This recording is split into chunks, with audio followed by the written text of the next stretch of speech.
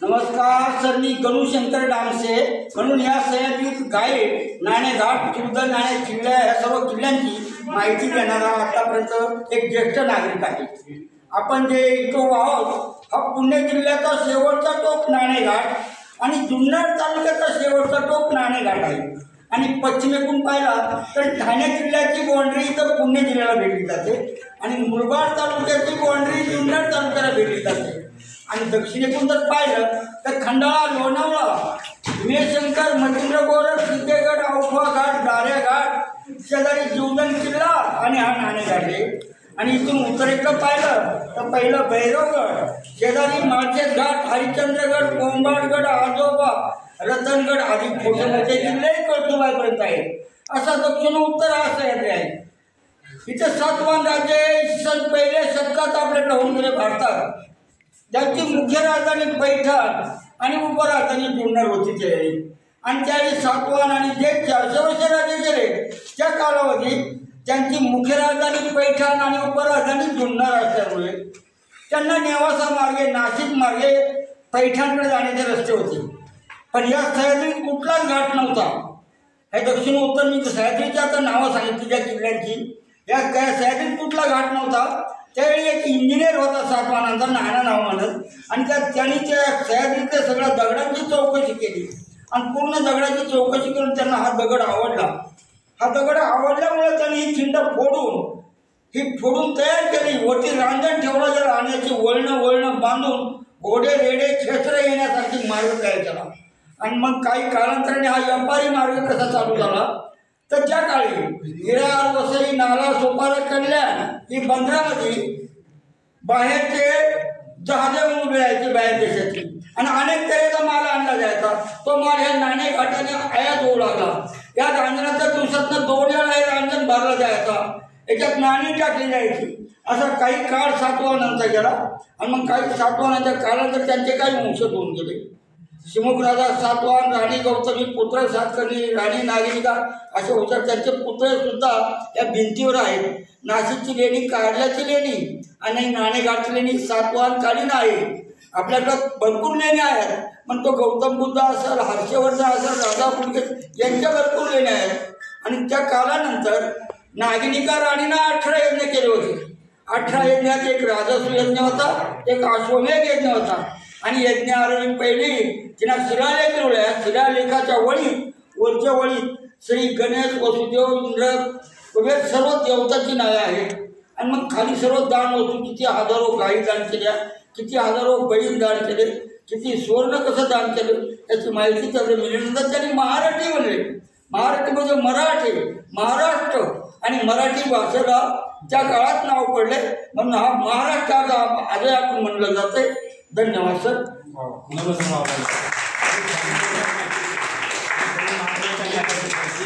याची माहिती सगळ्यांना गेली पाहिजे आणि आवश्यकता त्याची आपण खूप मनापासून आनंद हे तुम्हाला माझ्यातर्फे पुस्तक भेटलं।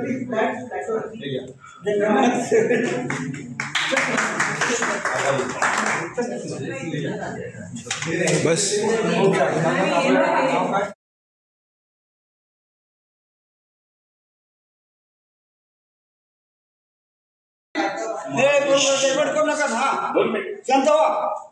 आज खूप आनंदाचा दिवस आहे की आपल्याला मराठी भाषेला या ठिकाणी राजमान्यता मिळालेली आहे।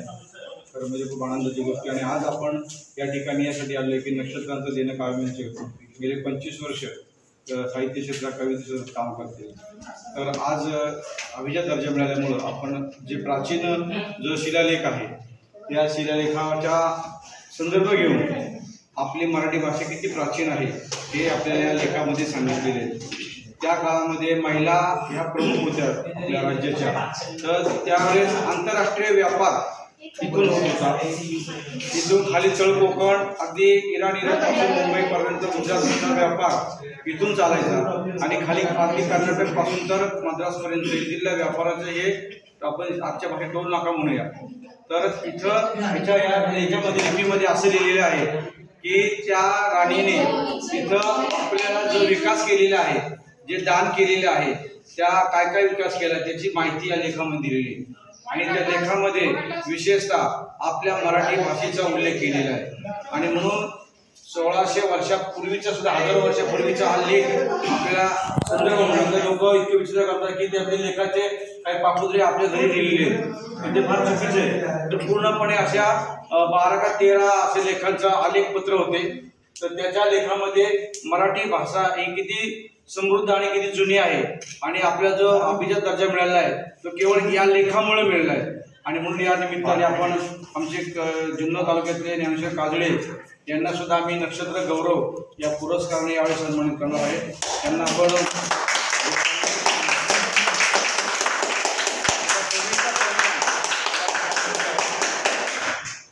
हे औचित्य साधून आपण या ठिकाणी आले आहोत की कुठंतरी सन्मान झाला पाहिजे. नुसते बोलण्यात अर्थ नाही तर कृतीला सुद्धा महत्त्व आहे. म्हणून आम्ही कृतीयुक्त अशा प्रकारचा उपक्रम घेतलेला आहे. आम्ही सर्व लोक पुण्यातून या ठिकाणी आलो आहोत. तर त्यांना मनातील पाऊस हा काव्यसंग्रह सुद्धा भेट देऊन त्यांचं आपण कौतुक करणार आहे. तर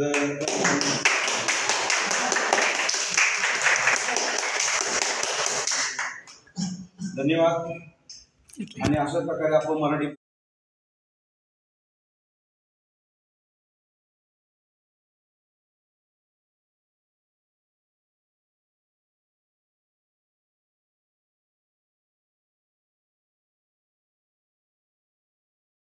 कलाकार थे, उनके अभिनय ने हर किरदार को जीवंत कर दिया. दयावान, मुकद्दर का सिकंदर, अमर अकबर, एंथोनी हो, हर जगह अपनी कला का प्रदर्शन बखूबी किया. वो हमेशा अपने चाहने वालों के दिलों पर राज करते रहेंगे. हमारे एक साथी लिखते हैं कि खन्ना जी एक शानदार व्यक्तित्व के धनी थे. उन्होंने सुपरस्टार राजेश खन्ना के साथ अमिताभ बच्चन के साथ हेरा फेरी में काम किया. जो है साताऱ्यामध्ये सुद्धा हे बघा इथे बिबट्या निवारण बिबट्या निवारण बेड नाही का